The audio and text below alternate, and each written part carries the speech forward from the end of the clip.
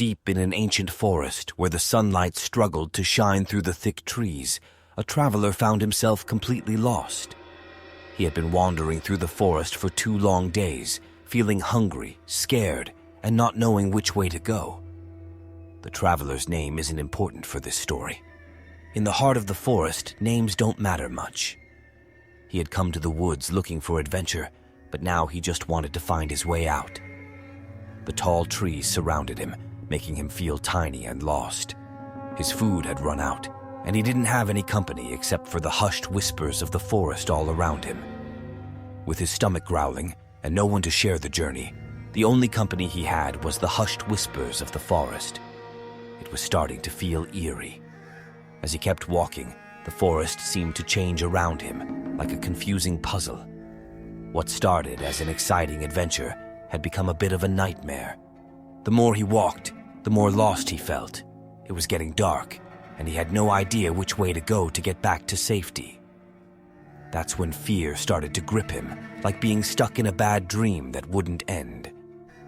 As the traveler continued his journey through the bewildering forest, a distant light flickered through the trees. His tired eyes widened with hope as he followed the faint glow until he stumbled upon an old cabin nestled among the ancient trees. The light radiated from the cabin's windows, promising warmth and the possibility of help. With his stomach still aching from hunger and his body weary from the relentless walking, he decided to knock on the cabin's door. It creaked open slowly, revealing an elderly man inside. The old man's eyes held the wisdom of many years spent in the woods, and his presence seemed comforting. Without a word, the old man welcomed the traveler inside the cozy cabin. The warmth from the crackling fireplace embraced the traveler, chasing away the chill of the forest. It was a relief after the cold and uncertainty of the woods. The old man placed a plate of hot, simple food in front of the traveler, who devoured it eagerly. As they sat at the wooden table, the old man began to speak about his life in the forest. He explained that he was the guardian of these woods, responsible for its well-being. His job was to ensure that the forest thrived, and he did so with deep affection for the wilderness. "The forest is a friend to me," the old man said with a smile. "I have no enemies here. These woods provide for me, and I care for them in return."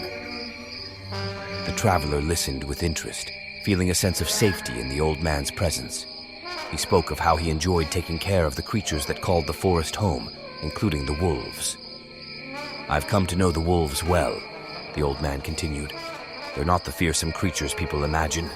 In fact, they are loyal and protective, much like the forest itself. I've been feeding them for years, and they have become my friends."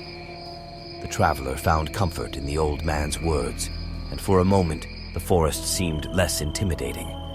The cabin, with its warm fire and the old man's stories, offered a respite from the uncertainties of the woods. Little did the traveler know that the cabin held its own secrets, and the night had more surprises in store. The traveler found himself captivated by the old man's stories, each one weaving a tapestry of wonder and nostalgia, like the fairy tales of his childhood. The warmth from the crackling fireplace and the satisfying meal in his belly began to lull him into a sense of comfort.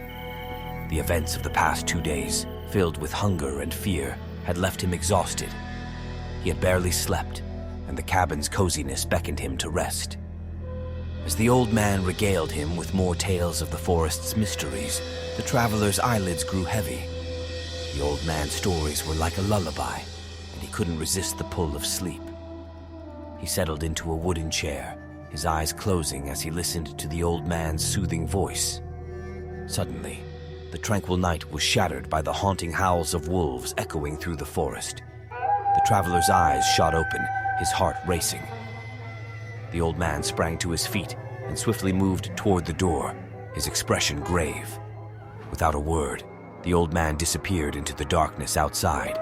The traveler could only hear the eerie chorus of wolves growing louder, closer. Fear gripped him once more, and he considered fleeing into the forest, but exhaustion held him in place. Moments later, the old man returned, but something was different. He held a rifle in his gnarled hands and his eyes bore a cold, distant expression. The traveler's heart sank as the old man pointed the rifle at him, a chilling realization dawning upon him. "It's feeding time for my friends," the old man said, his voice devoid of the warmth and kindness it had held moments ago. "And you, my friend, are coming with me."